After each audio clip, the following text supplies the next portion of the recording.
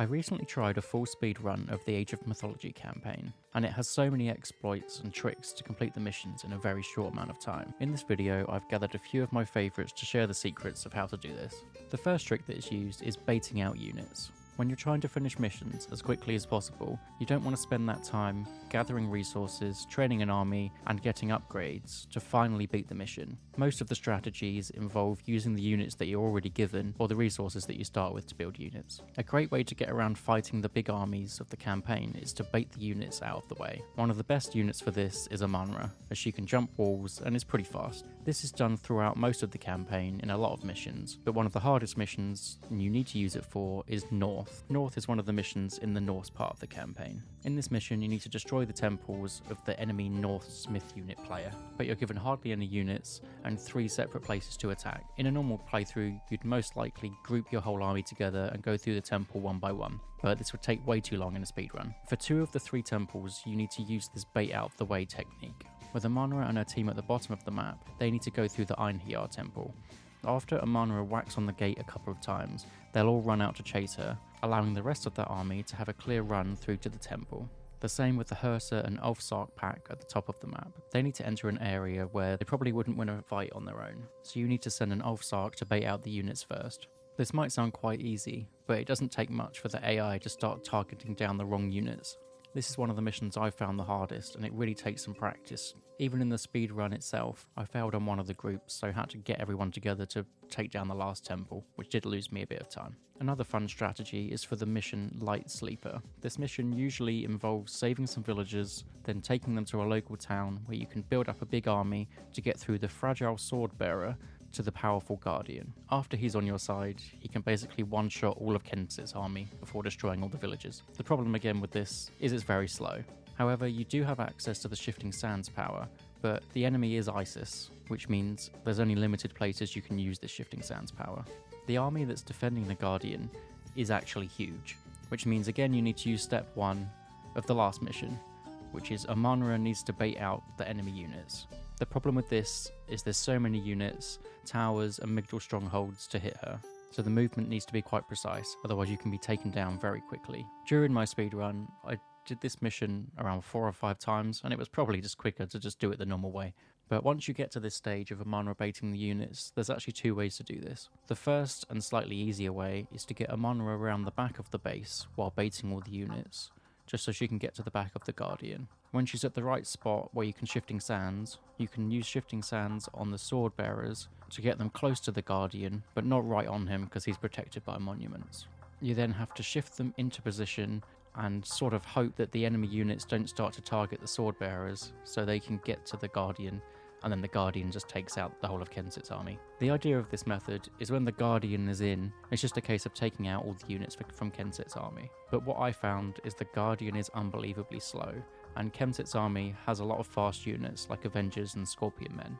So if they run past your Guardian, you're going to have to waste time chasing after them, which isn't great when you're trying to finish the mission as quickly as possible. There is another way to do this mission, and it's a little bit harder to pull off, but it will be more consistent because it won't let the units run away. Again, you'll need to bait the units away with Amanra, then break down the wall that's surrounding the Guardian with the rest of your army. If you then grab the Guardian with the sword bearer, you can bring him back home, use the Shifting Sands power on the Guardian, plus a lot of your villagers, to then build a wall to block in Kensit's army. Then you can basically lock in the whole army, you can use your one-shot Guardian to take them all out. This ends up being much quicker because the units can't run away as easy, but it is harder than it looks, and this footage was actually from the current world record because I didn't manage to do it on mine. The third strategy is speed walking. There's a few missions which involve the Osiris pieces, and you might have loved them or hated them when you played it the first time around. But the premise of the missions are quite fun, but the Osiris pieces are unbelievably slow. The strategy speedrunners use to overcome this is an exploit called speedwalking. If you're not familiar with speedwalking, I've made a short about how to do it in-game, if you want to learn some of the ins and outs of it. But essentially, you need 2 units that are separate from each other. Then when you click for them to move in a certain way, you can exploit the mechanic of formations to make a unit go above its maximum speed for a short amount of time. The best way to do this is to pair the slow camels lugging the Osiris pieces around with a fast unit like Chiron or Camelry. Group them together, move the fast unit away on its own, then put them back together in a group to close up the distance between the slow and the fast units. There's quite a consistent way to do this, but you'll need quite a few fast units. If you group these fast and slow units together and put them into box formation, the Osiris piece will try and go in the middle of the formation, which will speed it up. It's still relatively slow, but quicker than it is normally. It still can be frustrating, however, when the piece gets stuck on another unit or on the side of the map, as the pathfinding for slow units in Age of Mythology is just abysmal, but it's so much quicker than it normally is. The fourth is Underworld. Quite a few missions give you access to the Underworld god power, which of course means you can skip major parts of the story by using this, especially as you play as Zeus for a large portion of missions, which has access to Apollo, which has the Underworld ability. And most of them are pretty straightforward, but there is one mission where I found a different use for the Underworld, which makes the mission a lot quicker and more consistent. This mission is Bad News, and I posted the current world record to my channel a couple of months ago. When the mission is played normally, Arkantos and Ajax are separated into two different camps. The idea of the mission is to work both sides separately, that you can eventually meet up and take down the enemy fortresses to end the mission. But as the same for the other missions, this takes a lot of time, so it's not a very good speedrunning strategy. So the old speedrunning strategy was to just use one side with the Underworld to then try and take down the enemy fortresses. But as you're limited on units per side, it really wasn't very consistent, and it was quite tough to actually finish the mission with the amount of units you had. When I started to learn the speed run for this map, it was very frustrating, so I thought surely there was a way that you can place the Underworld so both sides could actually get into it, especially after I played so much multiplayer where Atlantean citizens just happened to teleport into manors, even with units in between